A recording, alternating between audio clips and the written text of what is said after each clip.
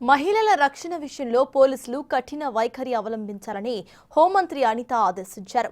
రాష్ట్ర సచివాలయంలో రాష్ట్ర డీజీపీ హరీష్ కుమార్ గుప్తా ఇతర పోలీస్ ఉన్నతాధికారులతో హోంమంత్రి సమీక్ష నిర్వహించారు.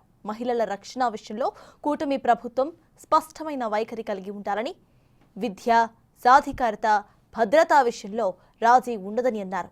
మహిళల రక్షణ కోసం హెల్ప్ డెస్క్లను ఏర్పాటు చేసి అవసరమైన సిబ్బంది ఏర్పాటుపై కూడా చర్చించారు.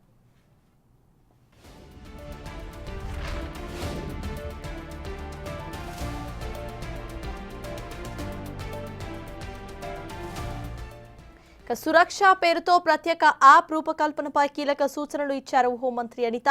మహిళల రక్షణ కోసం స్పెషల్ వింగ్ ఏర్పాటు చేసి అవసరమైన సిబ్బంది ఏర్పాటు, వారికి ట్రైనింగ్ ఇవ్వాలని ఆదేశించారు. యాప్ రూపకల్పన మహిళా దినోత్సవమైన మార్చి 8 నాటికి పూర్తయ్యేలా చర్యలు తీసుకోవాలని ఆదేశించారు. మహిళలు, చిన్నారుల రక్షణ కోసం అందరూ కలిసికట్టుగా పనిచేయాలని సూచించారు.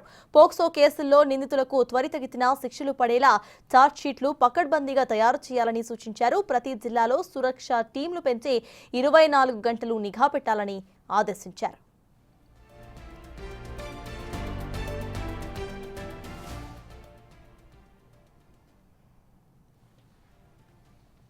నేరాలు జరిగే ఆస్కారం ఉన్న ప్రతి ప్రాంతంలో కూడా సీసీ కెమెరాస్ ఏర్పాటు చేసి నిఘా పెంపు వంటి చర్యలు చేపట్టాలని ఆదేశించారు హోంమంత్రి. అదే సమయంలో టెక్నాలజీని ఉపయోగించుకుని డ్రోన్స్ వినియోగం కూడా పెంచాలని అన్నారు. సోషల్ మీడియాలో అసభ్య పదజాలంతో మహిళలను దూషిస్తే కఠిన చర్యలు తీసుకోవాలని అన్నారు అనిత. దానిపై యువతలో అవగాహన పెంచే చర్యలు కూడా తీసుకురావాలని ఆదేశించారు. మహిళల రక్షణ కోసం పోలీస్ కాల్ సెంటర్ ఏర్పాటు చేసి 24 గంటలు డీఎస్పీ స్థాయి అధికారులు అందుబాటులో ఉండేలా చూడాలని అన్నారు. ఇక వీటితో పాటు మార్చి 8న మహిళా దినోత్సవాన్ని పురస్కరించుకుని వారోత్సవాలు నిర్వహించబోతున్నట్లుగా తెలిపారు. మార్చి 1 నుంచి 7వ తేదీ వరకు వివిధ కార్యక్రమాలు ఏర్పాటు చేయాలని సూచించారు హోంమంత్రి.